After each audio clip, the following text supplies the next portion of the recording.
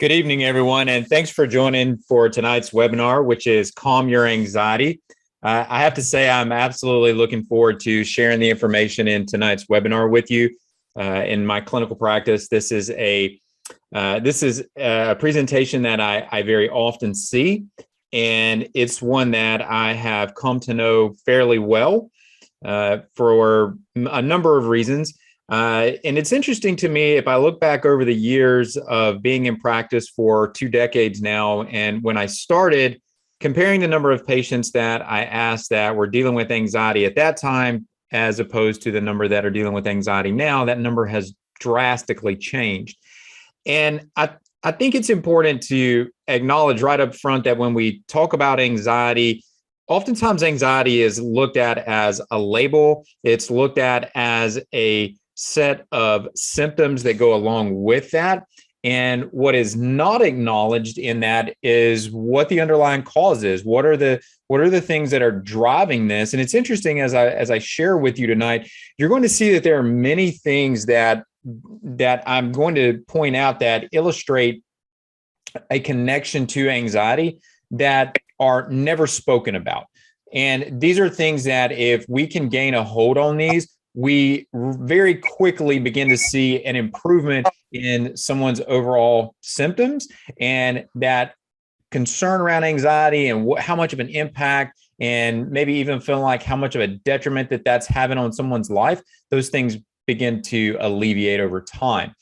Let me give a quick introduction on myself here. I'm Dr. Arland Hill. As I alluded to earlier, I've been in clinical practice for around 2 decades now. I've predominantly focused on functional nutrition and functional medicine, and have become very adept at and build a practice around, really at this point, of being able to support patients that seemingly aren't getting help elsewhere. And so, if you fall into that category, hopefully the information that I'm going to share with you tonight will help you begin to feel otherwise about that.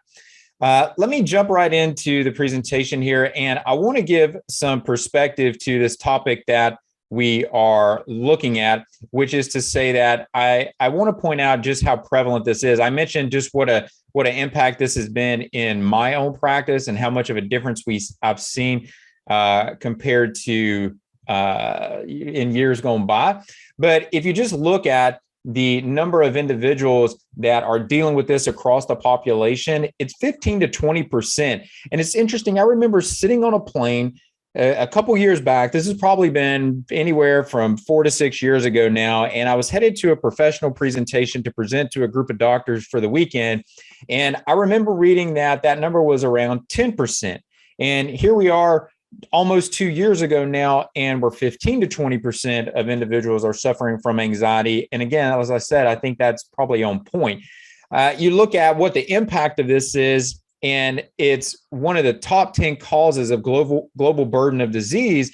And what most people don't acknowledge when they get into this mindset and these challenges around dealing with anxiety is that if you look at the classic approaches to trying to manage and deal with this, you'll see, as this slide alludes to here, that 30 to 40% of those with depression, with anxiety, with other psychological disorders, these individuals don't get adequate response from conventional models. And so that leaves you with almost throwing your hands up in the air going, well, what do I do? What's the option? How am I really supposed to live my life as I was intending to live it if I don't have a realistic ability to change this? And that's what I'm going to share with you going forward. And the other thing that this underscores is that prevention really does become a priority here.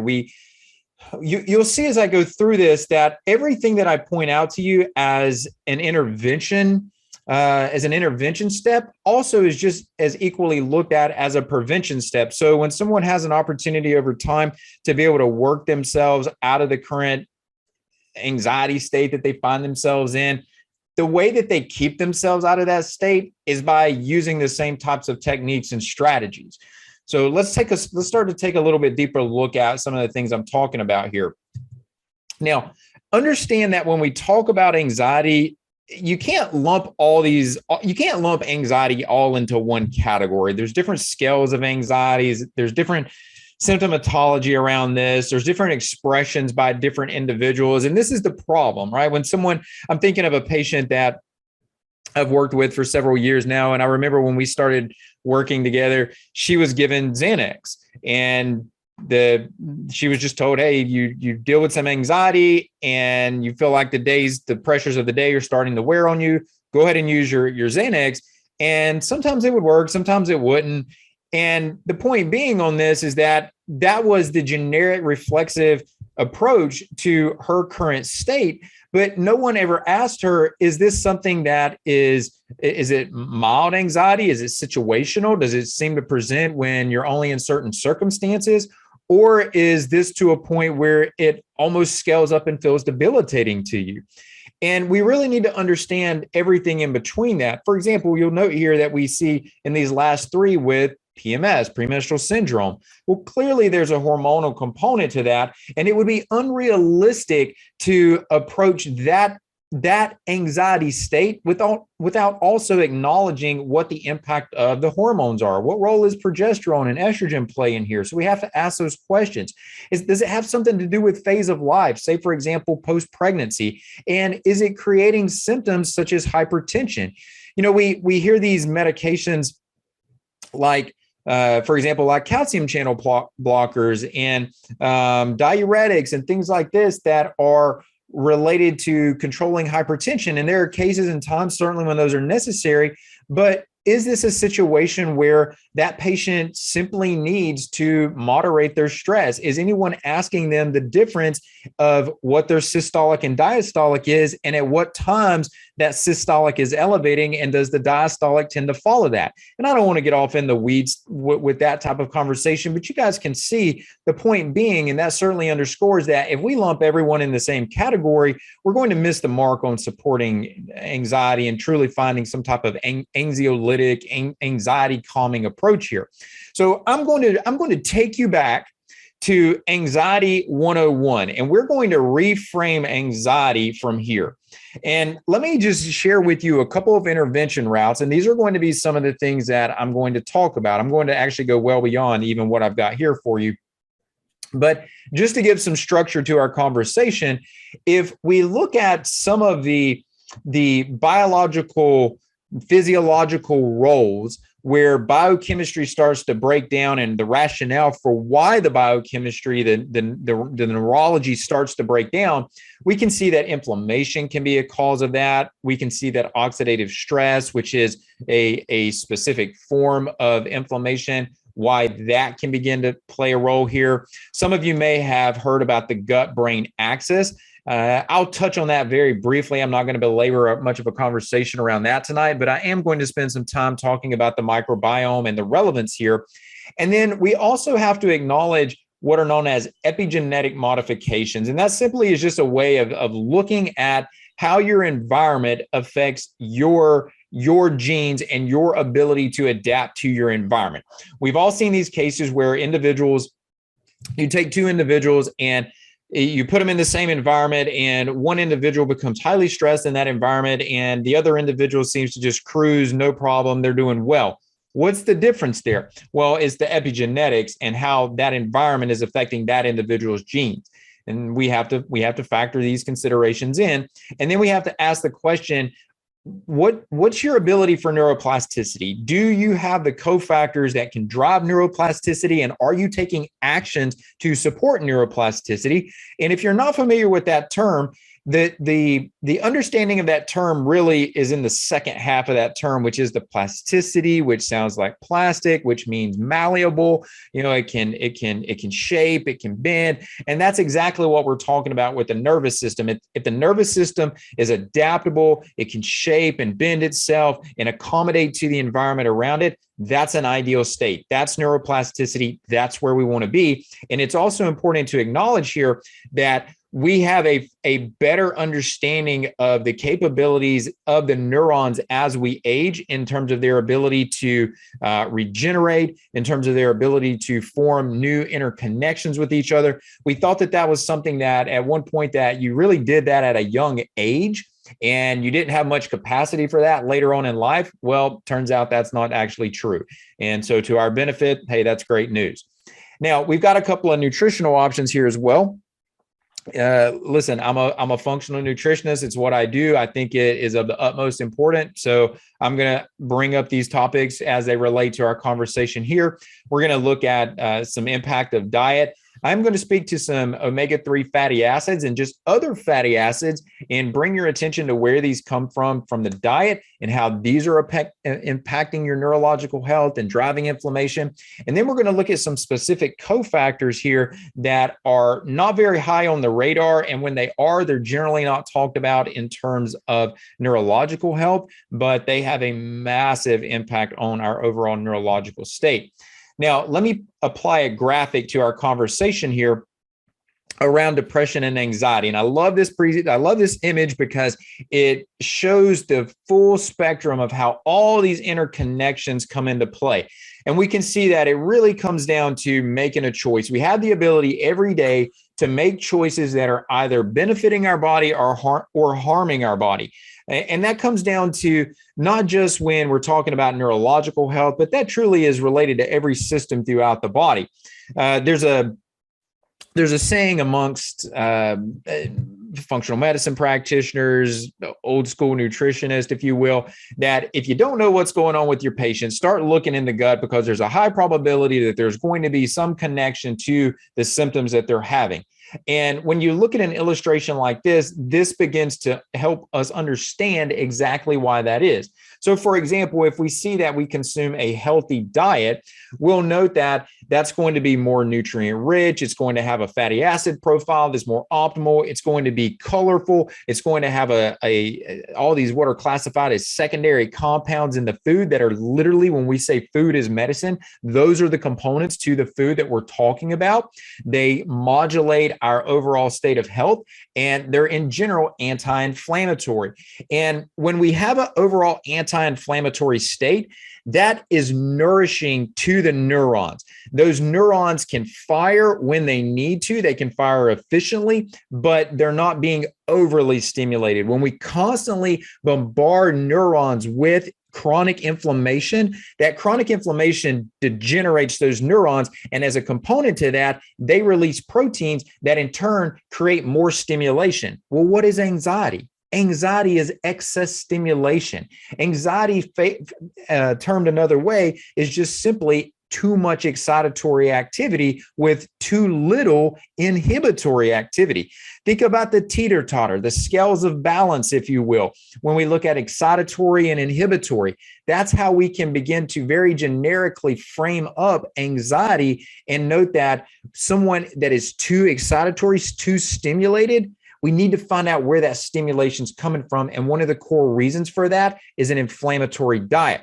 Now, as a byproduct, what is going to help offset that? Well, if we look at some of the components in the diet and what happens here, one of the things that you'll want to appreciate is that, again, food, if you look at food and you think food is inert, you're missing the bigger picture here, because food is not only nourishing to you as a human, food is nourishing to the microbiota in your gastrointestinal tract. And there are 10 times as many of them as they are of you.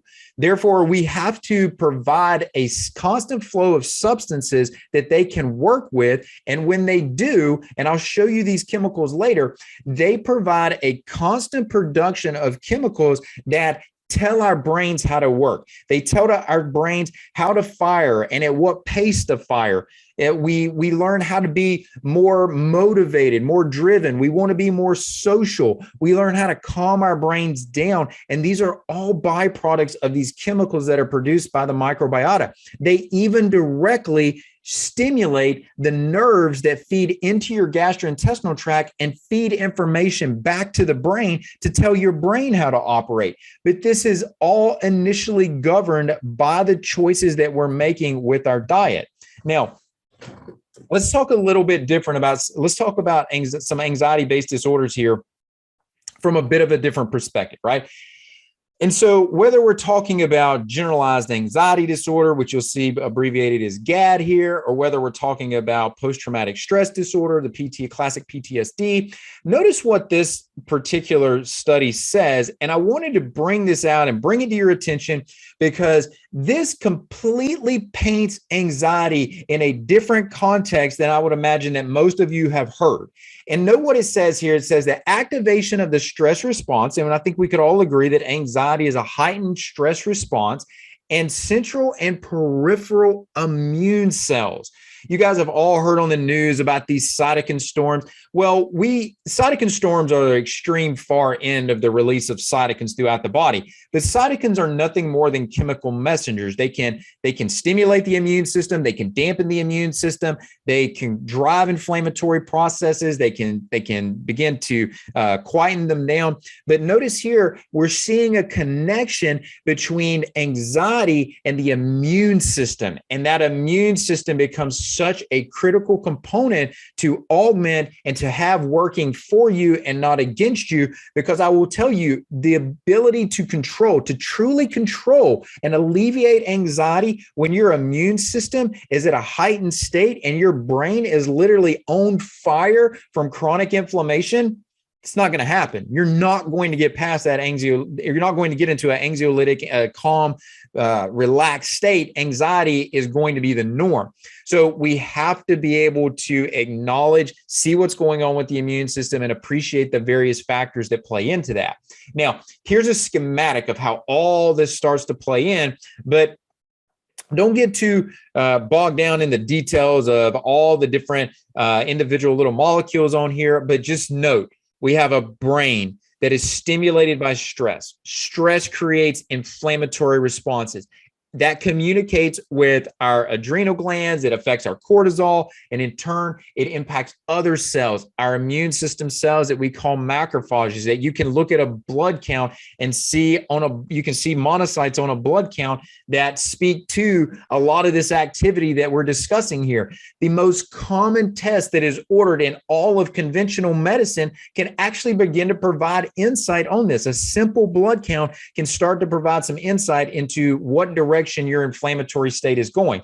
Is it going to answer all of these points that I'm bringing forth here? Well, of course not. But you're going to have a pretty quick idea of which direction you're headed. Now, let's talk about diet, and we'll talk about what not to eat, but I'm also going to talk about what to eat. And I'm just going to frame this up here, and then we'll dive into some different components to this. But on the left side, you're going to see things that have been shown to be less promoting of anxiety. And then on the right side, we've got things that are more promoting of anxiety. And on the left side here, more fruits and vegetables. Yeah, probably no surprise on that, right? But I want to delve a bit deeper into this because we can't just stop at that. That's just a generic statement. We look at these omega-3 fatty acids, and I'm going to add to that and say it's not just about the omega-3s, it's about the total fatty acid profile. And I'll show you with an actual graphic here in a minute exactly what I mean by this, but it's the total fatty acid profile and the choices that we make in terms of the fats that we're consuming. Does it make a difference for conventional fed meats versus grass-fed meats? You better believe it makes a difference, because that's going to influence the stability of these neurons that we're talking about. If I have a fragile neuron because it has a poor fatty acid makeup around it, that neuron is going to be more susceptible to inflammation. It's going to be more likely to slip into an excitatory state, not the direction we want to go. We want to find some healthy dietary patterns. That's a bit of an open-ended statement there. It can mean a lot of things. It could mean that you are eating within a certain time frame every day. It could mean that you're getting the right amount of macronutrients in, the right amount of protein compared to your fats and your carbohydrates in. That's a very unique statement to each individual that has to be customized. Looking at things like caloric restriction, breakfast consumption. These are just the things that have been shown to be valuable in terms of creating less anxiety, not going so long without eating that you're allowing your hormones and your excitatory neurochemicals to become more stimulatory.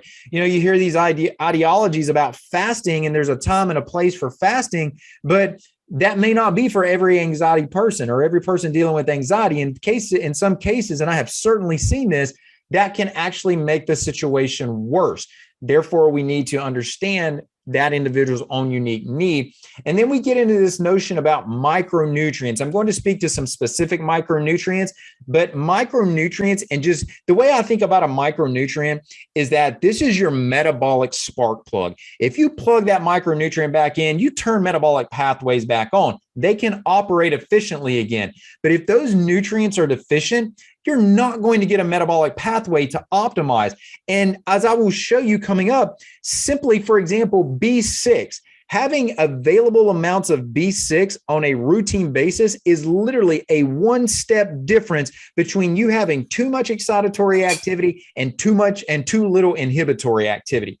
We can correct that in some individuals with something as simple as repleting their B6 if they're in a deficient state. And you'll see on the right side here, things that just poor dietary patterns, not making good choices, refined foods, processed foods. And we have these terminology of ultra processed foods now, which is actually more of what we would consider processed. They're actually ultra processed by definition. And these are the things that are not nourishing to us as humans. They cause the microbiota to be stagnant and not to be a little workforce for you in the gut that are pumping out these brain nourishing chemicals, and you lose all your momentum. And so let's talk about these fats. I wanted to elaborate on this a bit, but notice in this particular study shows that the reduction in anxiety symptoms associated with omega-3 supplementation provides the first evidence that omega-3s may have potential anxiolytic benefits for individuals without an anxiety disorder. You're dealing with some episodic anxiety, low level, moderate, persistent. Omega-3s need to be on your watch list. They need to be a consideration, and you need to be assessed and have an understanding of whether or not those are truly a need for you or not. And look a little bit deeper on this. And I'm going to walk you through this, but I want you to understand the big picture, right? If you don't take away any details that I'm going to share with you on this slide, don't sweat that, but just understand the big picture of how many different mechanisms omega-3s contribute to in regards to influencing the activity of your various neurochemicals, things like serotonin, dopamine, your GABA. These are all chemicals that we hear about. We typically hear about them from the perspective of medications influencing them. But let's look at a few of these key points here, which is to say that it influences the cell membranes, the fluidity. If the cell membranes are too rigid or they're too flaccid, that neither one of those are good states. It needs to be in the middle. It needs to be mobile and fluid, as the name implies. We want membrane fluidity. Having the right makeup of fatty acids is what allows the cell to be of that nature. When we start talking about plasticity, the flexibility, the ability to adapt to the environment, omega-3s are part of what contribute to that. And as that relates downstream and we start talking about the impact on specific neurotransmitters, that ultimately contributes to an increase in serotonin. I think about serotonin as our social chemical. It's the neurochemical that allows us and tells us to go interact with other people, to be a social individual. And so the impact that it has on serotonin directly, and in terms of how serotonin responds once it gets to another neuron, that is all driven by omega-3s. Dopamine. If any of you are struggling with motivation and you feel like you interact with individuals and you get a bit snippy at times, you're very quick to anger, you find that you have trouble sitting down and focusing and concentrating on a task. Guys, these are all dopamine needs. And having adequate amounts of these omega-3s is part of what can help solidify these interactions with dopamine, right? And think about what we're talking about here. We're talking about the adequate secretion of the neurochemical. It gets to its destination of where it needs to create an impact and communicate a message, and it does it with the utmost efficiency. That is adequate neurotransmission, and that ultimately allows us to be more active individuals, to be more functional individuals, to interact with other people, and to be happy about the fact that we were doing it. And then you get into, just to talk two other quick points here, you get into this whole glutaminergic system, and glutamate And the GABA systems, these are ultimately what we use to excite the brain when it needs to be, but calm it right back down when it needs to be as well. And then from there, we see impacts on the hormonal system. Most of the time, at least historically, we have predominantly talked about stress from a hormonal standpoint, and it does have an impact on the hormones, but we cannot look past these neurochemicals and the impact that nutrition has on these neurochemicals. Now, if you remember this scale, right? I mentioned the scale of balance here. And if you have omega-3s, the counter to that is going to be omega-6s. And one of the key omega-6s that becomes problematic is going to be linoleic acid. And interestingly enough, linoleic acid, I'm going to show you here in a moment where we find this, but linoleic acid has been talked about as extremely beneficial and necessary for human health. And of recent, there have been studies that have started to come out and say, I'm not really so sure about that. I think we need to question this omega-6, this linoleic acid. Maybe some's good and maybe some of the metabolites are good, but too much, maybe that's a problem. Well, it turns out, yep, that's indeed what we're seeing here. And notice on this that the most common omega-6 polyunsaturated fatty acid in the Western diet is linoleic acid. And it has increased significantly over the last century, and it correlates and parallels with chronic diseases like diabetes and cardiovascular disease. And it just really begs the question, well, wait a minute, has this been something that's always been in our diet? And the short answer to that is no, it hasn't been. So what are we doing? What are we consuming that's allowing this to come into our diet? Well, it's all these things that we classify as vegetable oils, and I'm putting vegetable in quotation marks.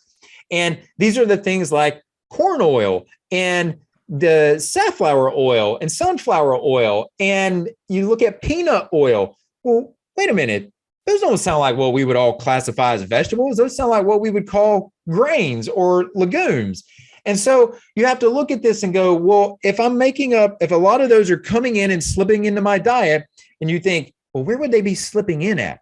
Well, if you go out to eat anywhere, these are slipping into your diet. You're being exposed to these. And if you're not controlling the fats that you're bringing in to your home, these are slipping in. If you're eating packaged foods, these are going to be in there. So you have to be mindful about these vegetable oils and this linoleic acid, because ultimately, and this is a teenage girl's report that I'm showing you here, this was her omega-3. The top is the omega-3. You can see she's at 4.41%. She's about half of where she needs to be. We need her to be at least 8%. And you'll notice on the marker below that, the omega-3 to omega-6, she's over around 10.3 to 1. We need her even better, 2 to 1, 1 to 1 would be outstanding here. And she's over 10 times away from where she should be with this.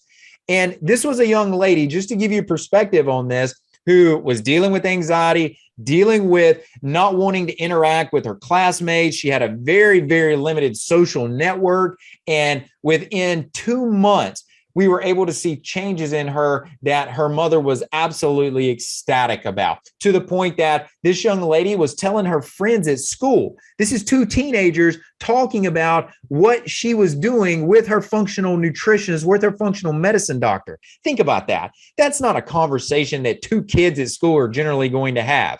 But it's impactful nonetheless, and it just illustrates how much of an impact these types of nutrients can have on the way that our body functions. Now, let's dive a bit deeper in this. I'm going to turn a different corner with this brain health, gut-brain health conversation here. And if you'll recall earlier, I told you that I was going to tell you exactly what these bacteria in your gut produce. Well, they produce serotonin. They produce GABA, also known as gamma-aminobutyric acid. They produce catecholamines, things like dopamine, norepinephrine, epinephrine, names that you all have heard of. Whether you understand them or not, you've heard of them. They produce acetylcholine, which is related to your brain speed, your cognition. And then they produce these secondary compounds, these short-chain fatty acids that keep our gut integrity healthy. They actually stimulate other bacteria to proliferate. Conjugated linoleic acid, produce their own antibiotics, which we talk about as antimicrobials, and they produce vitamins. Do you guys know that all, and I said all, of your B vitamins, all 8, are produced from the bacteria in your GI tract? Therefore, if you have a B vitamin deficiency, the bacteria in your GI tract are not in a state of optimal health. You shouldn't need to take multivitamins or B vitamin complexes on and on and on. You should only need to take those for the length of time that you're repleting those deficiencies that you've accumulated. But at some point, you shouldn't continue to need that. They also produce nutrients like vitamin K, and they directly influence the production of vitamin D, a nutrient we've heard so much about in recent months. That's all influenced or directly produced by these bacteria. Now, think about what that means in terms of the health of your nervous system. We can directly produce chemicals that tell the nervous system how to operate and at what level of efficiency to do that. And yet we also get the nutrients that are going to allow those neurons to produce energy and produce energy at a very high and efficient level. That turns your brain on in the direction that we need it to go. Now, here's what this starts to look like. So what you have in front of you right here on this image, this is normal. And what this looks like are healthy cells.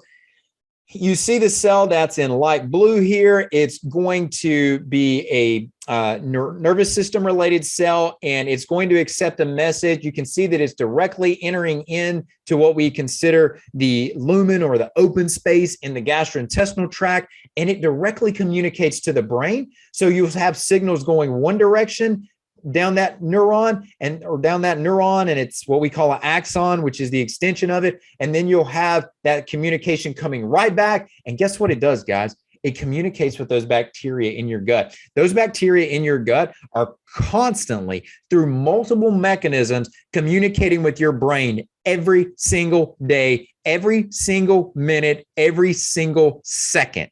So when I tell you that it is of the utmost importance that you provide food to them that is nourishing to them, it is of the utmost importance. An unhealthy gut environment. This is the opposite, obviously, here. And you can see we start to get the wrong type of bacteria manifesting in here. They drive an inflammatory state. They break down the lining of the gastrointestinal tract. They start to create an immune response that breaks down other proteins in the body. And now those inflammatory molecules start to leak into the blood, and now they go into circulation. And so we begin to ask the question, well, how is it necessarily that the gut is influencing the brain? Well, here's another mechanism of how it's doing that. Those inflammatory molecules, again, they're in circulation. They are systemic throughout the whole body. So they are ultimately going to reach other organ systems. They're going to reach your neurons, and these tissues with enough bombardment of these inflammatory stimuli are going to collapse over time. They're going to become dysfunctional. Now, let me show you what this actually looks like in reality. So when I talk about these harmful organisms that can manifest in your gut, well, this just so happens to be an individual that was dealing with anxiety also.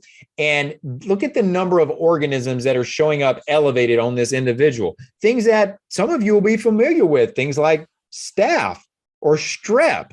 This individual had overgrowths of these organisms to the point that they were causing imbalances in her gastrointestinal tract. And some of these were even of a potential autoimmune nature.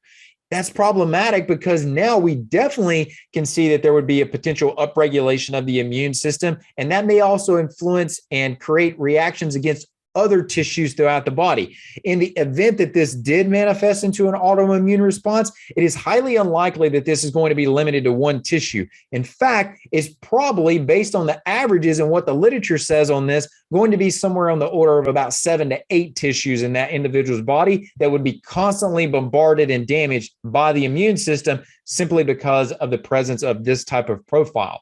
So this can be cleaned up. This can be modified, typically some antimicrobials. Even typically what we see on this is that the non-pharmacological compounds do a very impressive job here without creating any type of what I call collateral damage on this, and we can restore the gut function in fairly short order. Now, Let's talk about a few other remedies, if you will, here, and probably shouldn't use that word, but I did. And these are things that, let's call this, maybe stated differently, let's call this patchwork for a broken metabolism. Because anytime that your body is not functioning adequately, whether it is your hormones, whether it's your neurochemicals, whether it's your cardiovascular system, those things are all lumped under the umbrella of metabolism. And we can repair these things. We can step in and help the metabolism be more optimal. So let's talk about some options here. And I'm going to dive a bit deeper into these B vitamins. And I'm going to go deeper with B6. And one of the things that you should note is that B6 deficiencies are going to be linked to inflammation. I've just, for validation here, I've highlighted some of the ways in which that it is associated with inflammation. But just that's your takeaway point here, is that if you have a B6 deficiency, you're going to have an inflammatory response. And there's going to be consequences associated with that. B6, and then sometimes you'll see this termed as pyridoxal 5-phosphate. This is what's known as the active form of B6. This is the form that your body utilizes that ultimately is required for some type of cellular response to take place. And it's involved, it is probably the nutrient, the cofactor that is most involved in neurotransmitter production. It is important in terms of your amino acid, your glucose, and your lipid metabolism.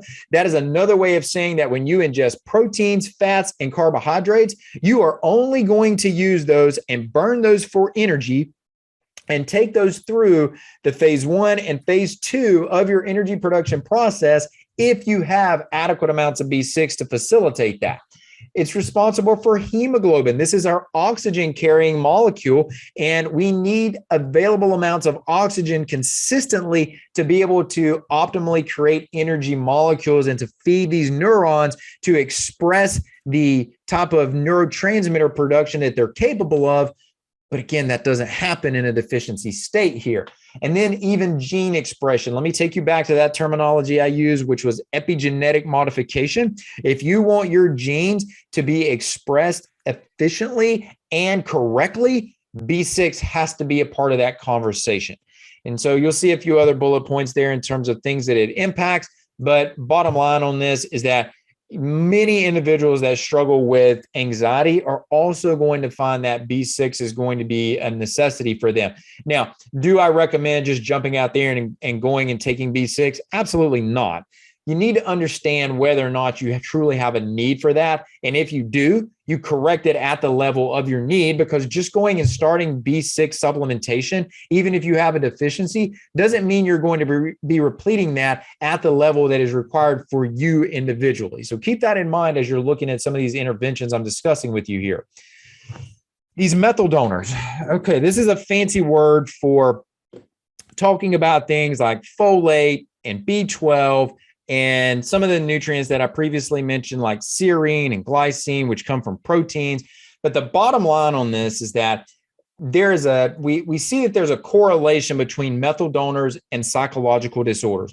And the long and short of this is that individuals with psychological disorders, with any type of neuropsychiatric need, typically have a higher demand for these methyl donors. Let me give you a more detailed illustration on this. It has been shown that individuals that are what are classified as treatment resistant, meaning they have treatment resistant depression or treatment resistant anxiety, those individuals don't respond to medications. But again, I'm giving you all of these avenues tonight where we're talking about non-pharmacological interventions here. And if one of your core methyl donors is folate, these studies have shown that these treatment-resistant individuals actually start to respond when folate is introduced into their protocols, into their support efforts. And that what that simply says is that now we're donating these methyl groups and we're turning on cycles that have been stagnant or inefficient at best. Now, here you can see by the illustration on the bottom here how complex this can get, how all these things start to spin and how they all interact with each other. But notice what this says. I want to read this to you. And I'm not a huge fan of reading slides, but I think this one illustrates the point. I need to state this. It's that it's been suggested that bioactive nutrients and gut microbiota, now listen to this, guys, can alter DNA methylation in the central nervous system. That directly said that these nutrients can change how your nervous system functions. The microbiota can change how the nervous system functions, and they modulate it. They modulate it down to the second. They know what type of external stimuli you're exposed to, and they start shifting their activity based on the external stimuli that you're exposed to. That's how intricate this whole process is. And think about this. How in the world can you start to actually make any realistic change in your health in trying to improve your anxiety state if you're not accounting for this? Medications don't do this. Medications, in fact, oftentimes set this back. They actually are counter to this because you end up requiring more of these methylation components that I've talked about here to try to deal with the medications and try to process them through the body. So not a knock on medications, but it is a reality. It is what it is, and we have to factor all this in. And you'll notice here, this is just the illustration of what I was just talking about. You get the diet, the microbiota, they influence the DNA, that creates altered gene expression, and lo and behold, we start to see that there's a change in our brain-derived neurotropic factor. That's our brain plasticity chemical, right? Plasticity is what we're looking for, and brain-derived neurotropic factor is what's going to help that. We're going to see improved dopamine signaling. Neurogenesis means that we're going to develop new neurons, and we're going to get expression of our DNA the way that it should be expressed. That is a win, win, win, win, win, right? Now, let's transition to another nutrient here, and that's going to be magnesium. And magnesium is absolutely essential in nerve transmission and neuromuscular conduction. When you contract your muscles and you just get up and you walk, or you move your arm, or you pick something up, magnesium is part of that process in terms of how it communicates between the nerves and the muscles. It is protective against overstimulation. I reframed this earlier as excitatory, too much excitatory activity. We can call that excitotoxicity. There is so much excitation that it becomes toxic. The brain needs stimulation. It absolutely needs stimulation. But you know what else it needs? It needs quiet. It needs relaxation. It needs inhibition. It needs you to sit down and do things that are not chronically stimulating your brain. It needs you to cut your phone off. It needs you to cut the lights down at night, to get into a room and start to prepare yourself to rest and actually develop a good night's sleep.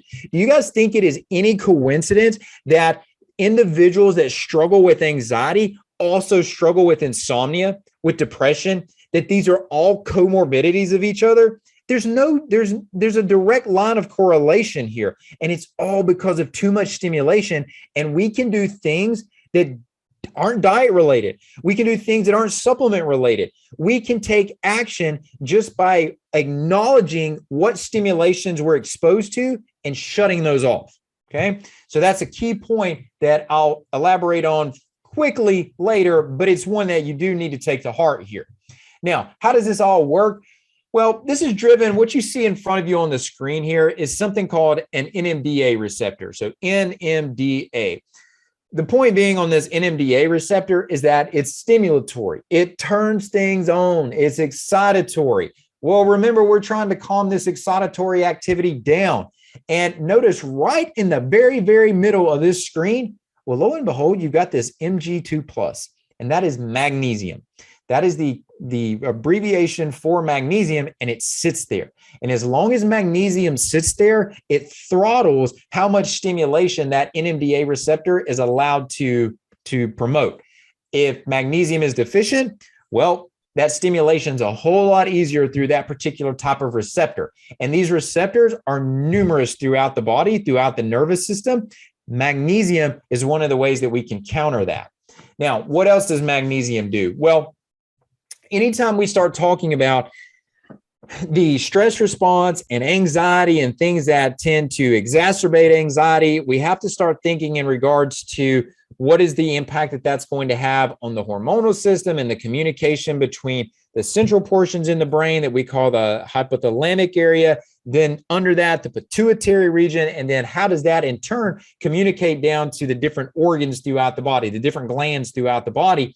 And magnesium has been shown to be able to control that communication response. So when we look at dampening the overstimulation from the brain down to the glands that would promote stress hormone secretion, magnesium is going to be part of what is going to govern that response.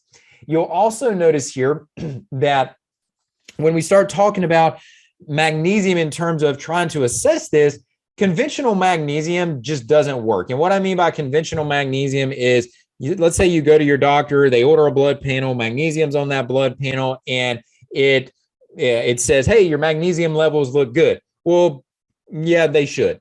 And the reason being is that your body is going to pretty much rob and steal magnesium from about everywhere to put it into your blood to keep that blood magnesium level at a pretty consistent rate. And it is only when you start to go into the most extreme deficiency states that you're actually going to see that manifest in the blood in your typical blood test. You need more advanced testing to be able to pull this type of information out. And you can even, if any of you have ever experienced what we call muscular fasciculations, where a muscle just starts twitching, this is especially common around the eyes. If you've ever experienced that, that is going to be what we would consider a pathognomonic, a definitive indicator that you need magnesium or have some type of magnesium imbalance. So that's a better indicator than actually looking at a typical magnesium, a serum magnesium on a lab test. Now, notice on this, we see we're starting to combine some things that we've talked about here. We talked about magnesium, we've talked about B vitamins, we bring in some herbs like rhodiola and green tea, and these are going to allow us to be better at coping with stressors, with challenges, and they're going to do so because not only are magnesium and the B vitamins feeding these pathways that I've discussed, but nutrients like rhodiola and green tea are going to modulate the immune system, and they're going to dampen that inflammatory response. And remember, more inflammation equals more excitatory activity. Inflammation in excess for a sustained period of time is absolutely not your friend. So these combinations of nutrients show a very potent and positive effect. And notice some of the effects that anxiety has on the brain, right? So this is a bidirectional impact. These things exacerbate anxiety, but the anxiety tends to turn around and exacerbate these, and we ultimately get caught in a vicious cycle here. So we see this reduction in brain-derived neurotropic factor. That's your plasticity molecule. You'll have inflammation of the nervous system. We turn on the stress responses. We lose memory. There's more excitatory release of glutamate. And here's a key point. We see that there are structural changes. The actual structure of the neurons is modified in a negative direction, and the function follows form, right? So if you don't have good form, good health, good integrity of these neurons, you're not going to get them to function at the way or in a way that they're supposed to. So keep that in mind. Now, I want to bring up a molecule, maybe better stated as a mineral or an element, that I think is mischaracterized. And we're going to be talking about lithium here. And most of the time when we talk about lithium, we're hearing about pharmacological applications of lithium where it's almost being applied in a suppressive manner. And that's an unfortunate characterization of lithium because lithium is far more important than that. And lithium is naturally occurring. In fact, here in Texas, we have quite a high quantity of lithium in the water. And so we generally have good exposure to lithium, but that doesn't mean that lithium can't also create additional benefit for us when it's applied appropriately as well. And not all forms of lithium are created equal. In fact, we see quite drastic differences between lithium, and the right forms of lithium in very, very low dosages typically have better responses than high dosages of lithium in the wrong forms. And notice on this that lithium restores the neurotransmission and brain structure. So I was talking about this relationship between form and function. Well, if we want to optimize form and function, well, lo and behold, we better have some lithium around on a routine basis. Lithium is what's going to help us shuttle various nutrients into the cell. It's what's going to have an impact on the stimulation to create a neurological response. Therefore, lithium is a fairly important nutrient to have on a routine supply.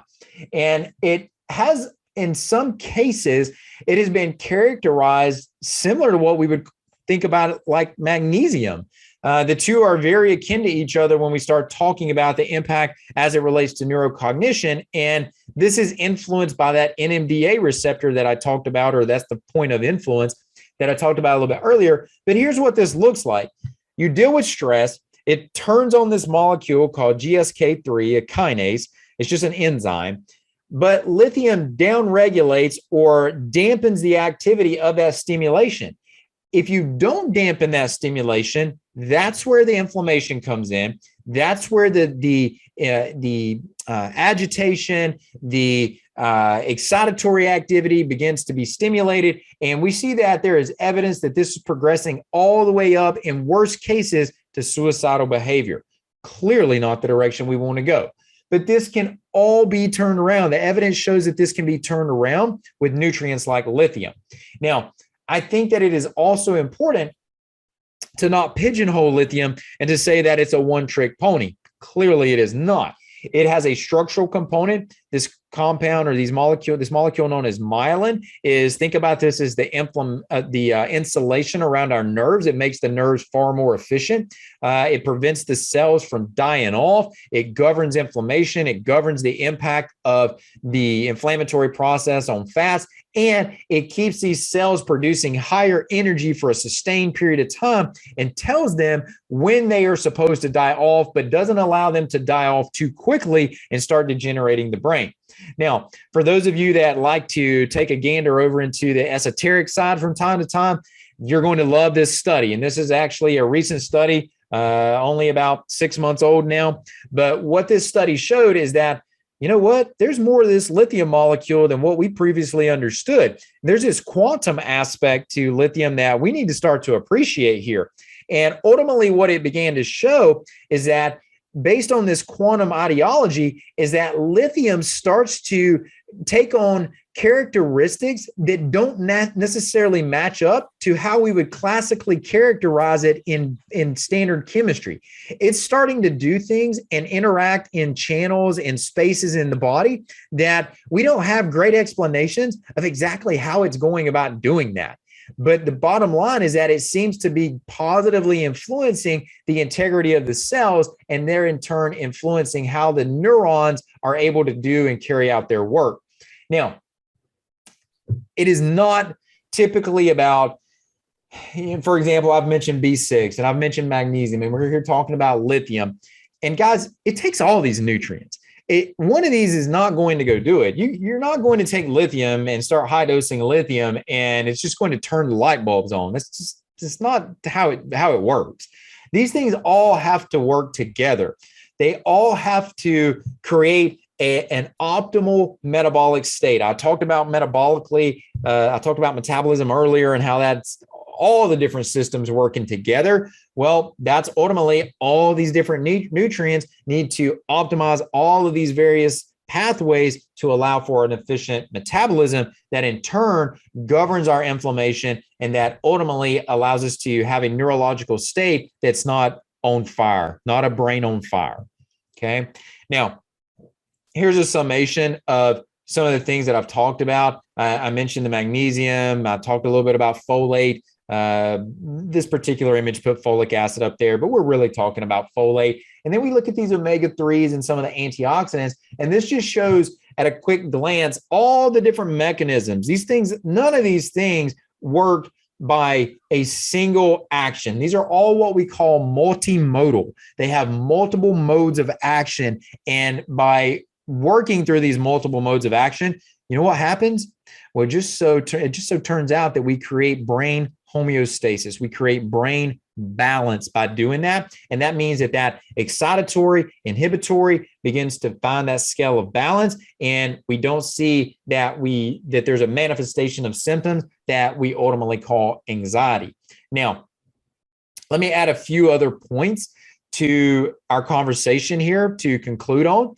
And the first is going to be activity. And what I'll tell you is that if you're sedentary, you're not doing yourselves any favor. You need to get up, you need to be active, and you need to be routinely active, and you need to be active at a level, and here's the key, that is challenging to your body. And I always like to ask folks on this when they tell me, when I ask them, what are you doing for exercise? Well, I go out and take a walk. Folks, taking a walk is not exercise. It is not challenging. You can get up, you can walk to the kitchen. You can get up, you can walk to your car. You can get up and you can walk from your car to inside of your job every day. That's not challenging. You have to do things that are challenging to create your body's or to stimulate your body's adaptive response, and then ultimately elicit a positive effect on the nervous system that can start to impact anxiety. You can start to easily implement various teas, things of this nature, some of these different botanicals that can be consumed as a beverage. These are very easy ways to promote that calming response that I alluded to a bit earlier, that you have to start grasping hold of and have to start building structure into your schedule. Literally, one of the recommendations that I gave to a patient this week was, you know what? We don't need to change your dosing schedule. You just need to sit down and you need to write out your structure, and you need to stick to your structure. Ultimately, the reason that your anxiety is manifesting is because you're allowing all these outside inputs to control your life. Stop doing that. At certain times, you're going to cut off your access to your phone and allow people access to you, because that's an anxiety driver. And while that phone is off and you're not watching TV and you're reading a book and you're under dimmer lights, you're not chronically stimulating yourself with blue light, well, you can enjoy some of this tea that we're talking about here. You can use some of these botanicals, some of these things like chamomile and lemon balm. These are great. And these are things that you can take this, you put a little bit under your nose, you can sprinkle it on your pillow at night. You can put it in a diffuser around you while you're being active. These are all ways that you can use these various essential oils. So these are an option for you as well. And then again, your environment. I just spoke to this, so I won't belabor this point, but your environment and having a restful, relaxing environment is crucial. If you look around you in the environment that you're in, like literally do it right now, look around you and look for things in your environment right now that are stimulatory to you. And once you isolate and identify what those are, think about how you're going to change those and how you're going to modify that environment to not let those things be stimulatory. So essential oils and aromatherapy, again, use the diffuser there. That's a way to take advantage of that. But even just putting some of that under the nose to inhale those compounds can be beneficial. And we're almost finished here, because I know I have thrown a lot at you in a short period of time, but I hope you've certainly found it beneficial. But I have a few other things that I want to point out. So again, we're almost done. And the first is, if you are looking for more information, you want to find out more about this gut connection, you want to find out about how hormones play into this conversation, you want to figure out what do I need to do as far as taking some first steps with my diet or exercise, guys, you need to go to drarlandhill.com. That's my website. You can find out more of this information that we're talking about. And if you need to take the step beyond that and you want to become a patient and start getting proactive about this, hey, I can help you there as well. In addition to that, I also want to make mention of or reiterate just how important food is and how important these fats that I've discussed are. And if you're looking for sources to be able to find foods that have these fatty acid ratios that are nutrient dense, where the animals are being raised with nutrition in mind without cutting any corners or running the risk of exposing you to toxins that are stimulating to your nervous system, guys, you need to go check out harvesthillsranch.com.